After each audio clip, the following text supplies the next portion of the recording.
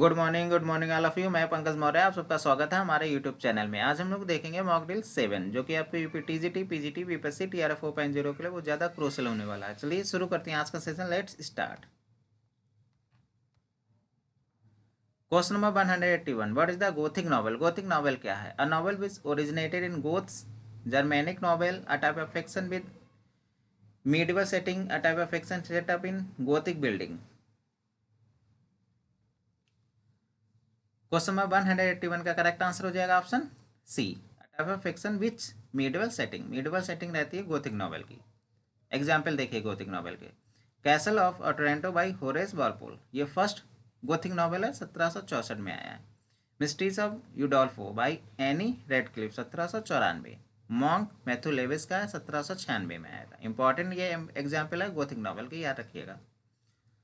Classic gothic novel, Frankenstein Mary Shelley, 1818 में आया। Wuthering Height, Emily Bronte, Jane Eyre, Charlotte Bronte, 1847।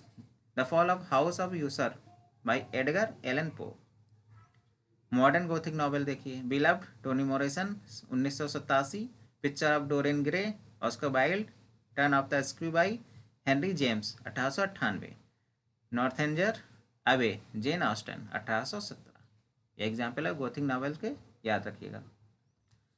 Question number 182, what is the meant by doggerel? Doggerel क्या है? Rough, heavy, jerky, verification. Poem written to express grief, short witty thought provoking poem, piece of writing with animals as main character. Question number 182 का correct answer हो जाएगा option A, rough, heavy, jerky, verification होता है doggerel. Question number 183, what is the alexandrine? Stories associated with Alexander, the victories of Alexander, an English verse form with an iambic line of 6 feet, या none of these। Alexandrine क्या है? इसका correct answer हो जाएगा option C, an English verse form with an iambic line of 6 feet. 6 feet की line होती है अलेजेंडाइन। An Alexandrine is a line of poetry containing 12 syllables, often with a caesura. Caesura, a pause या break in the middle of line. Caesura का मतलब होता है एक pause या break in the middle of line, जो middle of line में break लिया जाता है, रुका जाता है थोड़े समय के लिए, उसको कहते हैं caesura। एग्जाम्पल देखिए, convergence of the twain, Thomas Hardy. To a skylark, Percy साइके सैली, मतलब पीवी सैली की to a skylark, Thomas Hardy की कन्वर्जेंस ऑफ द ट्वेन। ये एग्जाम्पल है अलेजेंडाइन की। तो याद रखिएगा, यहाँ पे 6 फीट की लाइन होती है या 12 सिलेबल, या तो 12 सिलेबल करिए या 6 फीट, दोनों एक ही बात है। Question number 184, who is the pioneer of Gothic novel? Gothic novel के पाइनियर कौन है? Horace Walpole, Ann Radcliffe, Matthew Lewis, Henry James. अभी मैंने बताया आपको गोथिक नॉवल। इसका करेक्ट आंसर हो जाएगा option A, Horace Walpole. Question number 185, picaresque novel deals with a historical hero, detective features with a row as a hero with shepherds।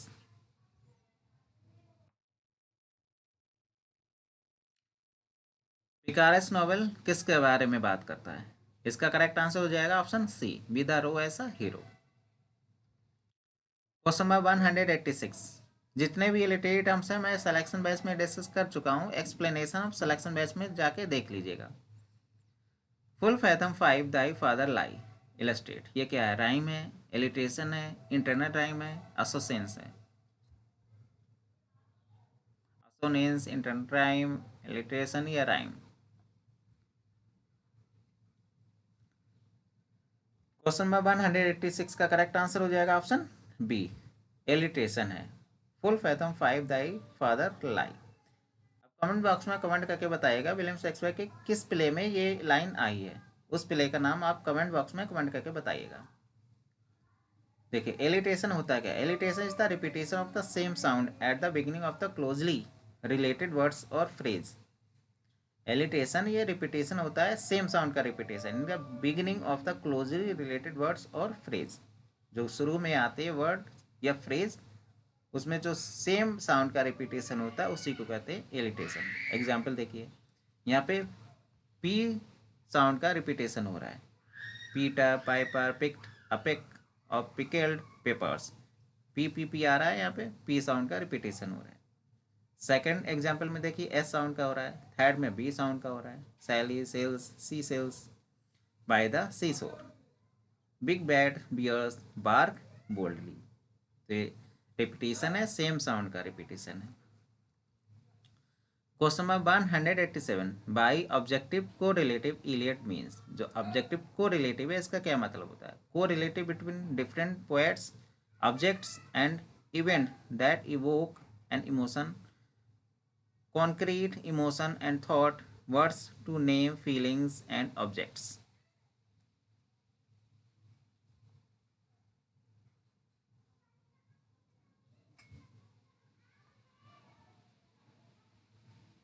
इसका correct answer हो जाएगा option B, objects events that evoke an emotion. Objective को relative का मतलब होता है। Explanation में देखिए, in Hamlet and his problem, इसी में कॉइन किया है या इंट्रोड्यूस कराया है ऑब्जेक्टिव को रिलेटिव को इंट्रोड्यूस कराया है टी.एस. इलियट ने अपने work Hamlet and his problem में। T.S. Eliot term objective correlative refer to a literary technique where a writer uses a set of objects, events, situation to evoke a specific emotion in the reader rather than directly stated the emotion। मतलब objective को relative में ये एक literary technique है जहाँ पे writer use करते हैं सेट ऑफ ऑब्जेक्ट को, सेट ऑफ इवेंट्स को या सेट ऑफ सिचुएशन को स्पेसिफिक इमोशन, एक स्पेसिफिक इमोशन को जगाने के लिए रीडर में, ना कि rather than directly stated the emotion. मतलब इमोशन को डायरेक्ट व्यक्त करने की बजाय जो राइटर है वो यूज़ करते हैं सेट ऑफ ऑब्जेक्ट या इवेंट को, ना कि अपने इमोशन को डायरेक्टली बताते हैं। मतलब डायरेक्टली नहीं बताते हैं, ये अपने इमोशन को व्यक्त करने के लिए सेट ऑफ ऑब्जेक्ट का यूज़ करेंगे या सेट ऑफ इवेंट्स का या ग्रुप ऑफ सिचुएशन का यूज़ करेंगे रीडर में इमोशन को जगाने के लिए। तो इसको कहते हैं objective correlative. Question number 188, a quotation at the beginning of writing, prologue, epigraph, epilogue या कोट्स। किसी भी राइटिंग में जो शुरुआत में कोटेशन दी जाती है उसको क्या कहते हैं? प्रोलॉग, एपिग्राफ, एपिलॉग या कोट्स। इसका करेक्ट आंसर हो जाएगा ऑप्शन बी, एपिग्राफ। अब देखिए एपिग्राफ क्या होता है? Epigraph is a short quote at the beginning of the piece of writing, introduce a theme of reference. Epigraph का यूज किया जाता है थीम को इंट्रोड्यूस कराने के लिए। किसी भी राइटिंग के शुरुआत में थीम को इंट्रोड्यूस कराने के लिए एपिग्राफ का यूज करते हैं। प्रोलॉग एक लॉन्गर नरेटिव सेक्शन होता है, प्रोवाइड कराती है बैकग्राउंड इन्फॉर्मेशन। प्रोलॉग का यूज किया जाता है बैकग्राउंड इन्फॉर्मेशन को प्रोवाइड करवाने के लिए। ये लॉन्गर रहता है, नरेटिव सेक्शन रहता है, context sets the stage for the story, और स्टोरी के लिए एक मंच तैयार करता है prologue. Question number 189, a song of poem in honour on occasion of marriage is called. तो मैरिज के ओकेजन पर एक सॉन्ग या पोएम कही जाती है उसको क्या कहते हैं? Wedding song, marital status, epithalamium या none of these. Question number 189 का करेक्ट आंसर हो जाएगा ऑप्शन सी, एपिथैल्मियम। एपिथैल्मियम एक पोएम भी है, आपको बताना है किस राइटर की पोएम है एपिथैल्मियम। कमेंट बॉक्स में कमेंट करके बताइएगा। Question number 190, it is a comedy in which action is more salient than characterization, it is called melodrama, closet drama, interlude, mystery play. यह एक प्रकार की कॉमेडी है जिसमें एक्शन इज मोर सैलिएंट, मतलब एक्शन मेन रहता है, देन कैरेक्टराइजेशन, मतलब कैरेक्टराइजेशन की अपेक्षा एक्शन को ज़्यादा इम्पोर्टेंस दी जाती है, उसको क्या कहते हैं?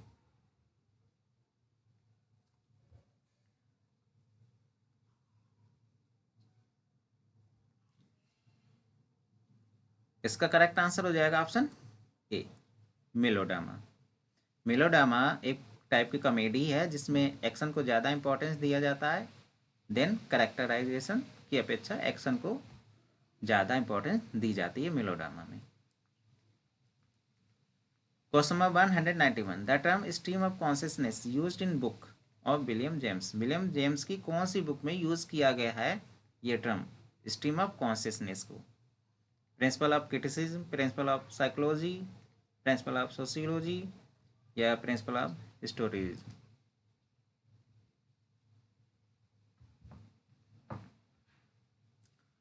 क्वेश्चन नंबर 191 का करेक्ट आंसर हो जाएगा option B, principle of psychology में यूज किया है स्ट्रीम ऑफ कॉन्शियसनेस को।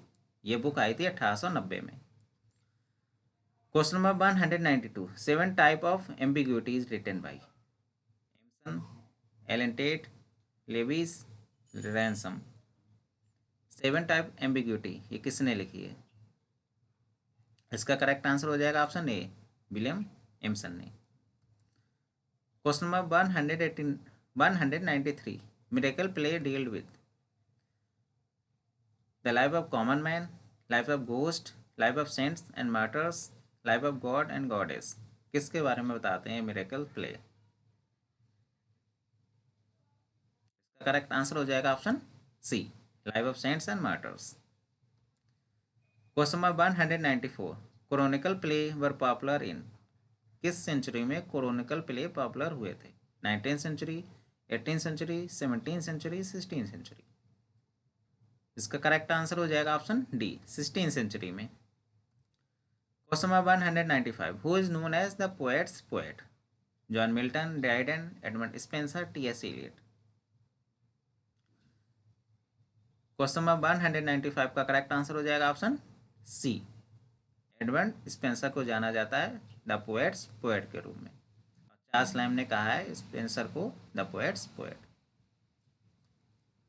Question number 196, the reversal of fortune of a tragic hero is called catharsis, peripeteia, epistle या पोएसिस? जो रिवर्सल ऑफ फॉर्चून होता है ट्रेजिक हीरो का, उसको क्या कहते हैं?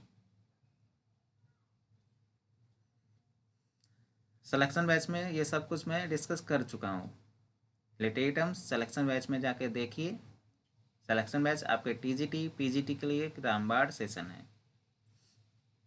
इसका करेक्ट आंसर हो जाएगा option B, peripeteia. Reversal of fortune कहलाता है peripeteia. Question number 197, morality play were written 15th 16th century, 17th century, 18th century या 19th सेंचुरी?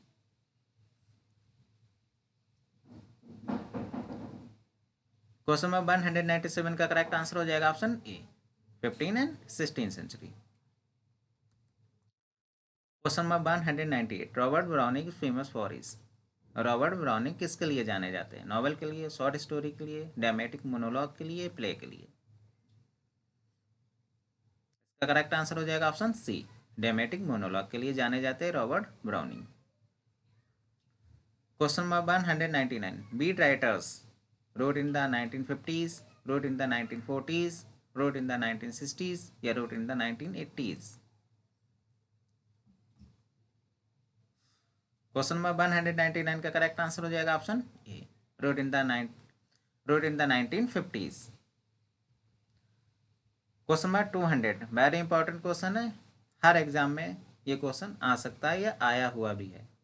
टीजीटी में भी पूछा जा चुका है, एलटी के एग्जाम में भी आ चुका है, कई एग्जाम में इस क्वेश्चन को देखा गया है, तो इंपॉर्टेंट क्वेश्चन बन जाता है, याद कर लीजिएगा। Alexander Pope said the brightest and the meanest of mankind about. Alexander Pope ने किसके लिए कहा है the brightest and the meanest of mankind? Defoe, Francis Bacon, Milton या Dryden?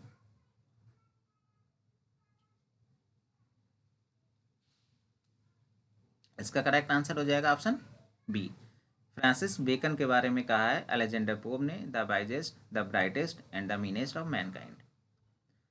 Question number 201, for gold in physics in cordial therefore is loved, gold in special relates to Chaucer's, friar, monk, doctor, partner? Chaucer के किस character से संबंधित है ये statement? For gold in physics in cordial therefore he loved gold in special. इसका correct answer हो जाएगा option C, doctor. ये लाइन रिलेट है चौसर के डॉक्टर से कंटेम्परेरी टेल्स में। Question number 202, Chaucer found his native tongue a dialect and left it a language. Who makes this observation? A. Richards, F. R. Lewis, Lowes, Walter Pater. Chaucer ने found किया अपना native टंग को एक dialect के रूप में और उसको छोड़ दिया है एक भाषा के रूप में। ये किसने कहा है?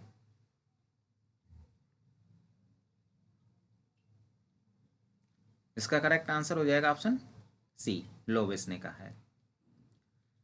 Question number 203, reading make a full man, conference, ready man, writing exact man, this line taken from which of the following essay? किस एसे से ये इंपॉर्टेंट लाइन ली गई है? Discourse, council of studies or none of these? Francis Bacon का essay है, उनके कौन से एसे से ये लाइन ली गई है? Reading make a full man, conference a ready man, writing an exact man. इसका करेक्ट आंसर हो जाएगा option C, of studies. Francis Bacon का एसे है ऑफ स्टडीज, इसी एसे से इंपॉर्टेंट लाइन ली गई है। Question number 204, Bacon's first great intellectual work was? Bacon का फर्स्ट ग्रेट इंटेलेक्चुअल वर्क कौन सा है? इसका करेक्ट आंसर हो जाएगा option B, advancement of learning, जो कि आया था, पब्लिश हुआ था 1605 में। Question number 205, it is a strength desire to seek power and loss liberty. ये लाइन किस से ली गई है? Of great place, council of honour and reputation and discourse.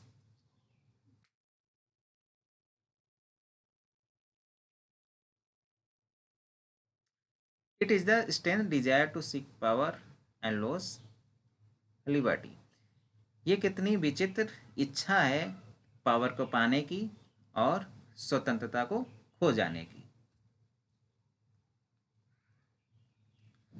इसका करेक्ट आंसर हो जाएगा option A, of great place. Francis Bacon का ही एसे है ऑफ ग्रेट प्लेस, इसी एसे से इंपॉर्टेंट लाइन ली गई है। It is a strength desire to seek power and to loss liberty.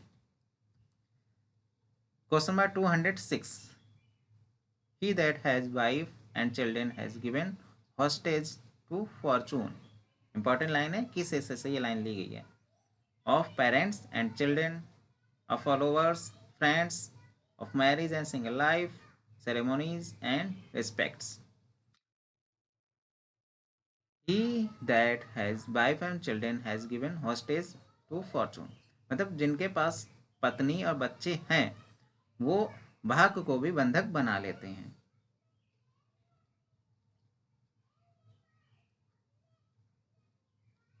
इसका करेक्ट आंसर हो जाएगा option C, of marriage and single life में फ्रांसिस बेकन का एसे है, इसी एसे में ये इंपॉर्टेंट लाइन दी है।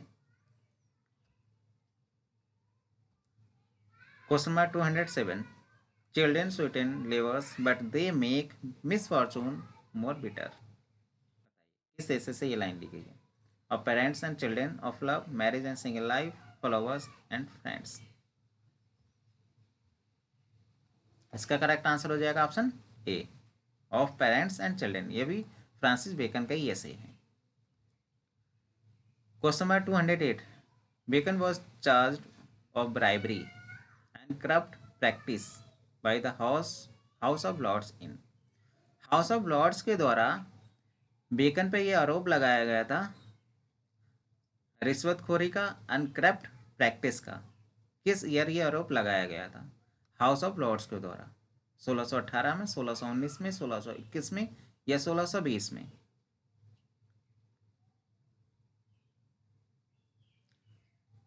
इसका करेक्ट आंसर हो जाएगा ऑप्शन सी, 1621 में हाउस ऑफ लॉर्ड्स के द्वारा फ्रांसिस बेकन पे यह आरोप लगा था ब्राइबरी का, करप्ट प्रैक्टिस का।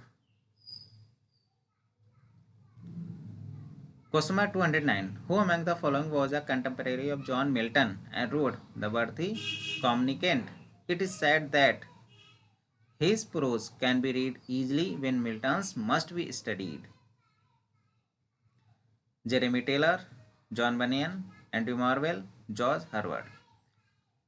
जॉन मिल्टन के कंटेम्परेरी हैं जिन्होंने लिखा है the worthy communicant, it is said that his prose, उनका जो प्रोज है वो कैन बी रीड इजली, आसानी से पढ़ा जा सकता है, व्हेन जब मिल्टन मस्ट बी स्टडीड, और हमको मिल्टन को पढ़ना चाहिए। किसने कहा ये? इसका करेक्ट आंसर हो जाएगा ऑप्शन ए, जेरेमी टेलर ने कहा है। Question number 210, what is the vacants text? His philosophy of life, collection of jest and witty saying, literary treatise, evolution of Renaissance.